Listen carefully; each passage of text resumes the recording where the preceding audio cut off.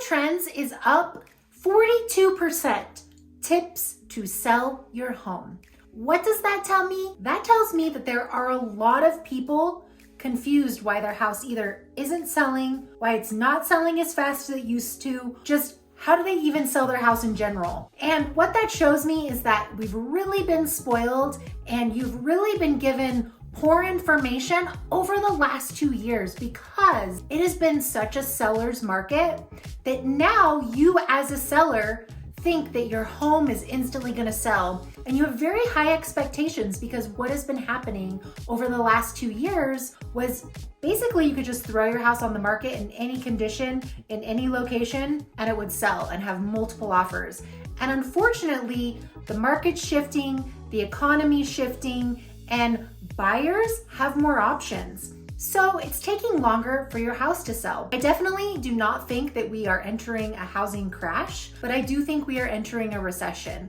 I think that inflation is gotta be managed. We've gotta figure out how to get inflation down. And the only way that we can get inflation down is to raise the interest rates. Well, if you're a buyer, this isn't great news for you because you're gonna be having to pay a higher interest rate. Now, when you're looking at a house, a lot of times what you used to be able to afford with a lower interest rate, you're not even close to affording that anymore because rates have nearly doubled. So what does this mean for you as a home seller? You need help more than ever trying to sell your house right now. There are a few things that I want to talk about in this video that I'm titling The Complete Guide to Selling Your Home As Is. I think you as a seller, there are some very important components in understanding what actually goes into the sale of a home. And the most important thing to me is reducing your legal risk as a seller. Most people don't think about that. It's easy to go in and to remodel and to fluff and to stage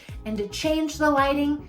But at the end of the day, there are some really major things that go into selling your home that you need to understand as a homeowner before you go to sell your house. So what we're gonna break down today is that every home in Utah is sold as is, according to the real estate purchase contract. But there is a but. And the problem with the but is that we're saying, hey, Mr. and Mrs. Homeowner, this real estate purchase contract tells you that this home is being sold as is, because in section 10.2 of the Rep C, it says, buyer is purchasing the property in as-is condition without expressed or implied warranties of any kind. But the buyer shall have, during the buyer's due diligence, as referenced in Section 8, an opportunity to completely inspect and evaluate the condition of a property. So if you're not allowing a buyer to do their due diligence, that could be a very big legal problem for you down the line. There are a few things that you need to do as a seller in order to achieve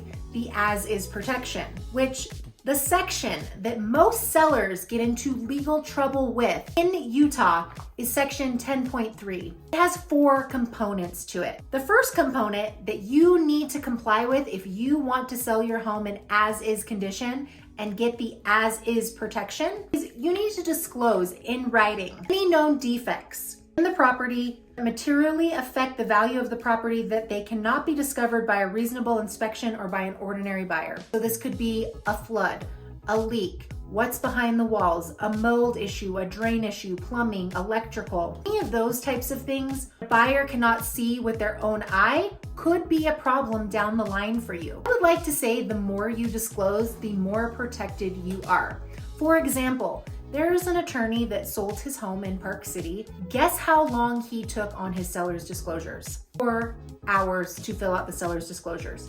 You have an attorney selling his home and he took 4 hours to fill out the most important document that you will ever fill out as a seller, which are the seller's disclosures. The second thing that you have to do in order to comply and achieve as-is protection is you have to carefully review and complete the seller's disclosures. You have to provide the buyer with a written property condition disclosure as stated in section 7A. Okay, so this is your seller's disclosures. This sheet is 16 pages long. The more detailed you are, the better protected you are. Now, a litigator's dream is when I hand the seller's disclosures to a seller takes 4 minutes to fill them out and hands me the document back and everything is just checked no, no, no, no, no, no, no. That is an attorney's dream. If anything ever comes up on that sheet and a buyer decides to take you to court, this is an attorney's dream, okay? So the more detailed you are, the better off you are. So disclose everything, over disclose things, add paper to the disclosure, explaining different things, attach receipts, who fixed it, what was the company. The more documentation you have, the better protected you are as a seller to achieve the as-is protection. Third thing that you need to know is, as a seller, is you need to deliver the property in substantially the same general condition it was on the date of acceptance. So acceptance means the day we go under contract, the day that you as a buyer and a seller agree they're going to purchase the home from you and you have acceptance, we go under contract, it's like a snapshot in time and nothing can change. The property has to remain unchanged. So for example, if we go under contract and the day we go under contract, your grass is immaculate, the yard is as green as can be, and we have a 45-day close, let's just say, and you decide that you're gonna stop watering the lawn. So when the buyer comes to close on the property, now the lawn is like straw.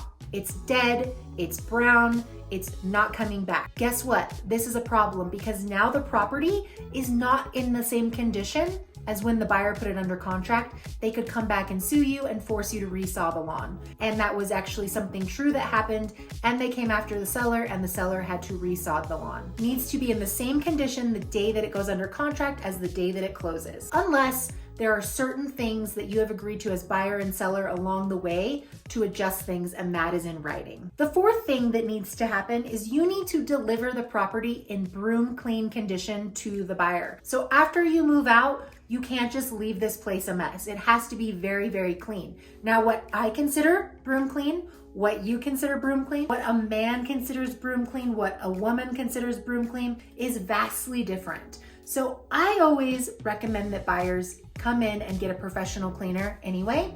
Not all buyers are going to do that, so just make sure that it's in broom clean condition. Fifth thing that you need to watch out for as a seller is that if there is any seller or tenant related moving damage caused when you move out or the tenant moves out, as the seller, you are responsible to pay for that expense. That is not the buyer's expense. So you move something out, you move a couch knocks a hole in the wall, guess who's responsible to fix that?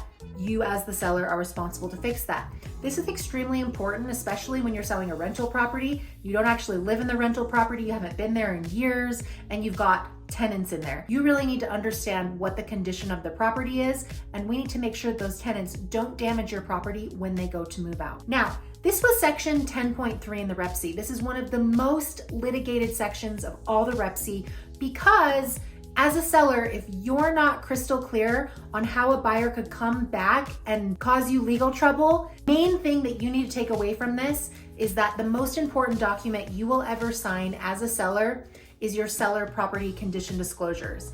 Take a lot of time on this document. It's about 16 pages long. If you can add typed up Word documents to it, you're more than welcome to. Always over disclose. Disclose, because a litigator's dream is a long list of boxes that are checked no. So make sure that you take the time to fill out the seller's disclosure. Make sure that the property is in the same condition as it was when the day it went under contract to the day that it closes, and make sure that you as the seller are leaving the property room clean, as well as no seller related or tenant related moving damages. Those are 5 things that you need to do as a seller in order to comply with the as-is protection when you go to sell your home. Remember, take your time on this document, and it's literally the most important document that you will ever sign. And this is how you reduce your legal risk as a seller when you go to sell your house. This is Nicole Bowdle. I'm a local real estate agent in Park City, Utah. If you are a seller who is wondering what your home is worth, if you're thinking of selling, please don't hesitate to reach out to me. My information is always dropped down in the description link down below. If you liked this video, I have an entire playlist on Seller Home Tips, the consumer's guide to selling your home. Make sure you check out this playlist and I'll link it right here.